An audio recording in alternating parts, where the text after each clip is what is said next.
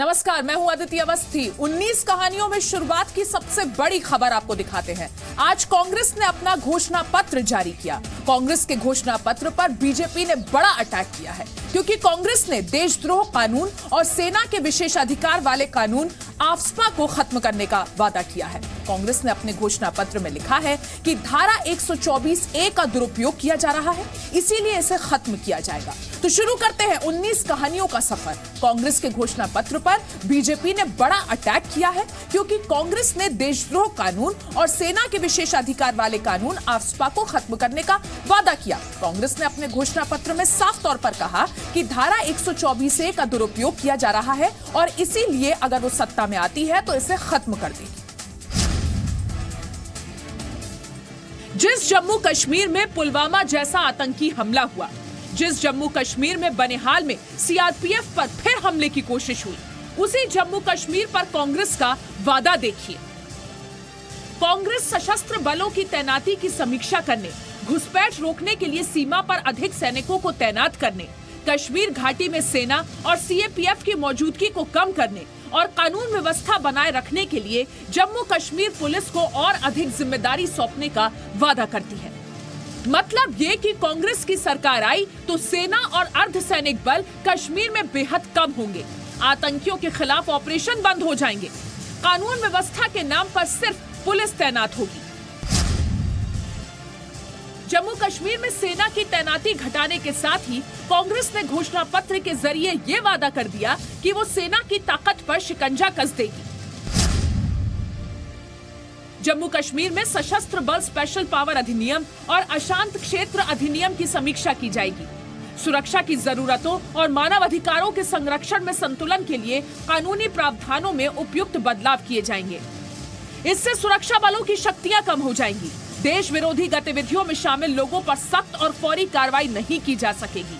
सुरक्षा बलों को हर छोटे एक्शन के लिए सरकारी ऑर्डर का इंतजार करना पड़ेगा। कांग्रेस के घोषणा पत्र में राजद्रोह और पूर्वोत्तर के राज्यों में सुरक्षा बलों को विशेष अधिकार देने वाले सशस्त्र बल विशेष अधिकार कानून यानी आफ्स्पा की धारा को खत्म करने का ऐलान किया गया है। कांग्रेस के घोषणा पत्र हम निभाएंगे में कहा गया है कि अगर पार्टी सत्ता में आती है तो देशद्रोह के अपराध को परिभाषित करने वाली भारतीय दंड संहिता की धारा 124(a) को खत्म किया जाएगा। घोषणा पत्र में लिखा गया है कि इस धारा का बहुत दुरुपयोग किया गया है। देशद्रोह कानून खत्म होने से देश में खुलेआम देश विरोधी नारेबाजी करने और देश विरोधी बयान देने वालों को खुली छूट मिल जाएगी। देश में मौजूद टुकड़े गैंग को आजादी मिल जाएगी। कांग्रेस ने घोषणा पत्र जारी करके ये साफ कर दिया कि सरकार बनने पर जम्मू कश्मीर से धारा 370 नहीं हटाई जाएगी। घोषणा पत्र में कहा गया है कि जम्मू कश्मीर के इतिहास और परिस्थितियों का भी सम्मान करते हैं, जिनके तहत राज्य ने भारत में विलय को स्वीकार किया, जिसकी वजह से भारत के संविधान में अनुच्छेद 370 को शामिल किया गया। इस संवैधानिक स्थिति को बदलने की ना तो अनुमति दी जाएगी, ना ही ऐसा कुछ भी प्रयास किया जाएगा।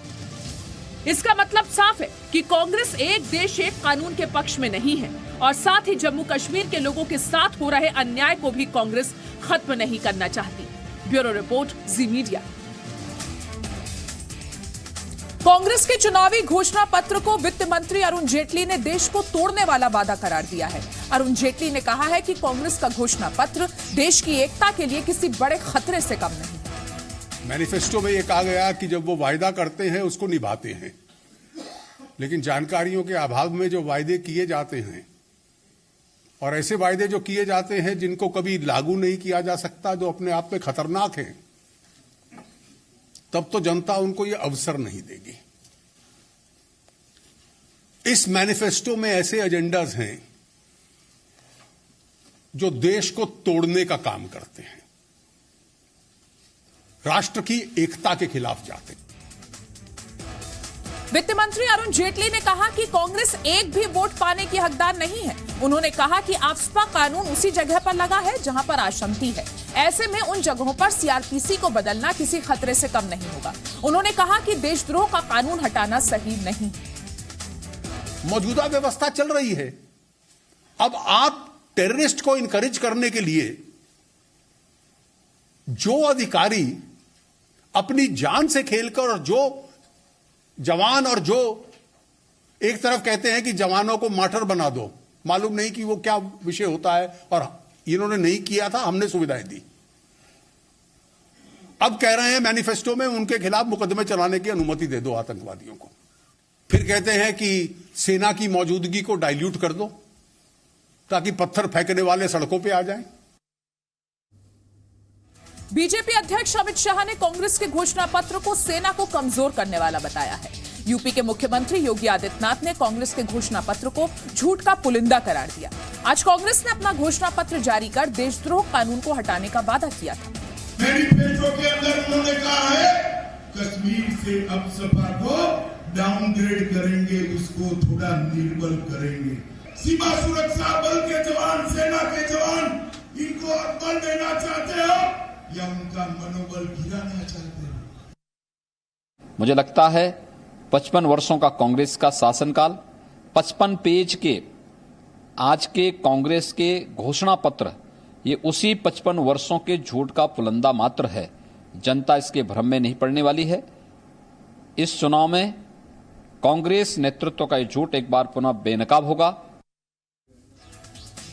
कांग्रेस के देशद्रोही ऐलान के बाद जम्मू कश्मीर के अलगाव पसंद नेताओं के चेहरे कैसे खिल गए, अब आपको वो दिखाते हैं।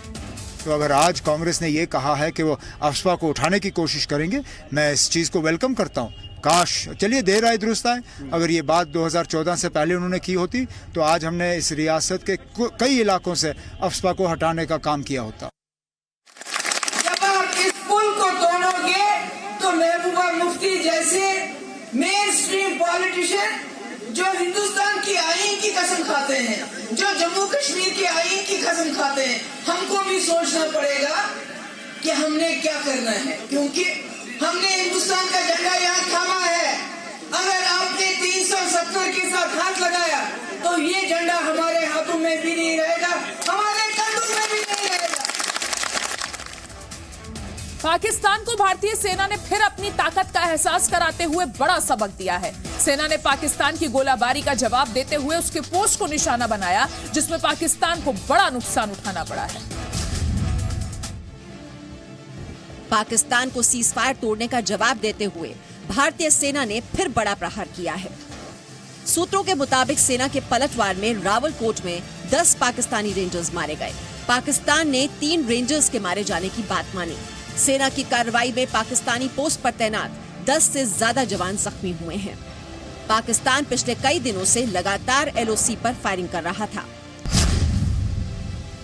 जम्मू कश्मीर के पुंछ में पाकिस्तान ने लगातार चौथे दिन भी सीज फायर का उल्लंघन किया।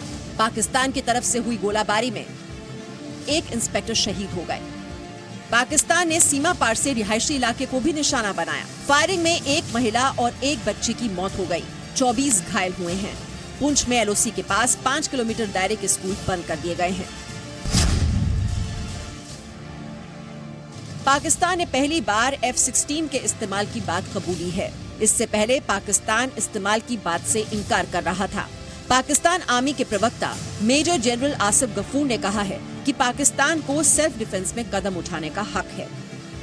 आसिफ गफूर ने कहा, विमान F-16 था या JF-17, इसका कोई औचित्य नहीं। वायुसेना ने 27 फरवरी को पाकिस्तान के F-16 लड़ाकू विमान को मार गिराया।